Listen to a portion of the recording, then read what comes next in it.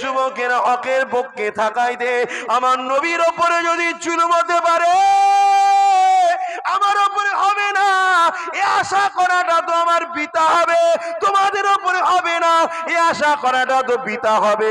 তবে মনে রাখবে তুমি নিজেকে তোমার আল্লাহর কাছে নুকাতে পারবে না। তুমি হকের পক্ষে যদি থাকো, যতই জুলুম আসুক না কেন, যত অত্যাচার আসুক না কেন, তুমি পাকে মজবুত করে রাখো।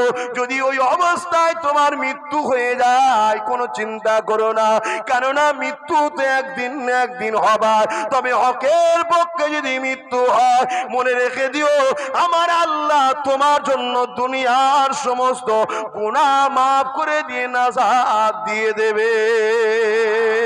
আরো জোরে বলুন সুবহান।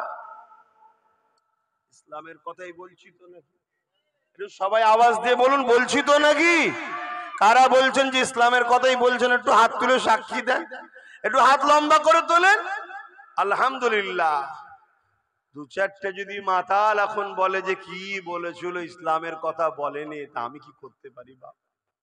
ঠিক না বে ঠিক গো?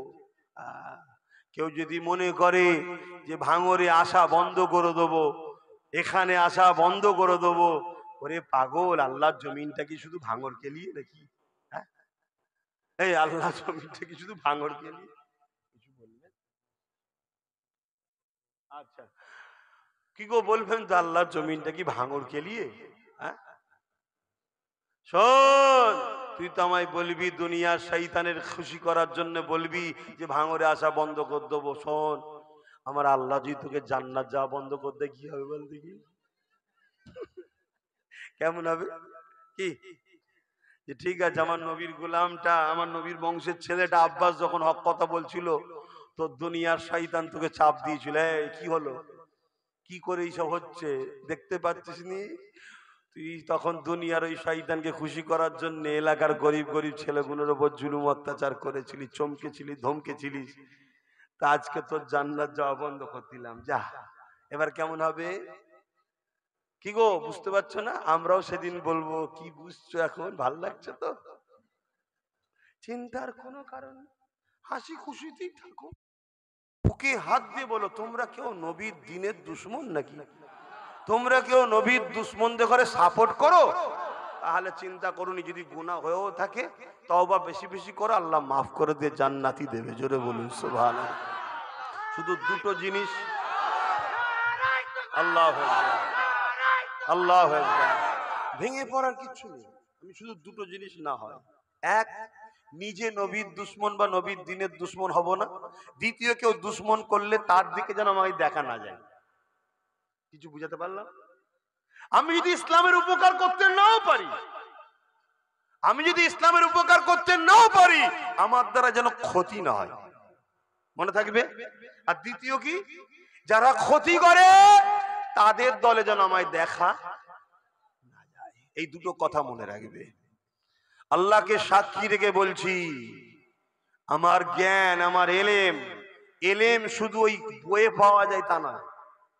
তুমি এটাও শুনে রেখে দাও, এলেম শুধু ওই বইয়ে পাওয়া যায়, পড়লেই শুধু হয়ে যাবে তা নয়। আহা,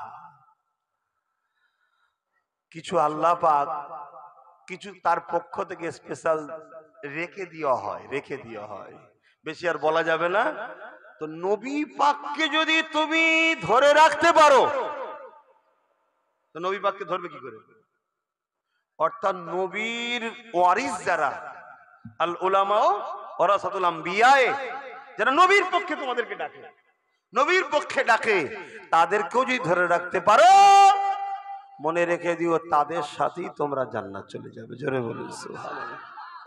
কত দয়ালু জানো আমার আল্লাহ, কত দয়ালু জানো।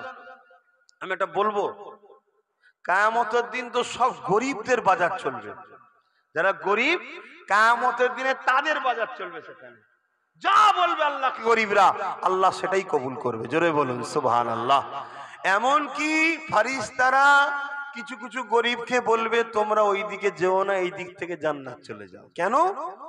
তোমরা যদি ওই দিকে যাও, ধরুন আমি একটা গরিব, আমিও গরিব, বোঝাবার জন্য বলছি, একটা কাউকে কিছু কাপড় দিয়েছি, আমি ধরা পড়ে গেছি, আর গরিব তো কিয়ামত দিন নাজাত পাবে, তাকে তো আল্লাহ সাহায্য করবে, ছাড়বে। আমি তখন তাকে বলবো, ভাই তোমাকে আমি দুনিয়ায় একটা সাহায্য করেছিলাম, তুমি এখন আমার জন্য একটু বলে দাও। এই গরিব যখন তার হয়ে বলবে, আল্লাহ তাকেও জান্নাত দেবে। জোরে বলুন সুবহানাল্লাহ। শুনছেন তো? একটা ইবাদতে জাহিরি, একটা ইবাদতে রূহ। কথা বুঝে আসছে? আর ঈমান দেখাবার জিনিস নয়, ঈমান এখানকার জিনিস। কথা বুঝে আসছে? আর ঈমানটা হলো মূল, ঈমান মূল। অতএব ঈমান যদি থাকে, সে কোনো দিনের জন্য রসুলের দিনের ক্ষতিকারক হতে পারে না। আর নবীর দিনকে যারা ক্ষতি করে তাদের সঙ্গে একসাথে থাকতেও পারে না। এই দুটো কথা মাথায় রাখবে। এখন দোয়া চাইবো, তার আগে একটু দোয়া দরকার আছে। এই দোয়ার দরকার আছে তো নাকি? তার আগে একটু সালাম দেবো। সালামটা কিভাবে দেবো? প্রেমের সাথে দেবো, আদবের সাথে দেবো। হে নবী সালাম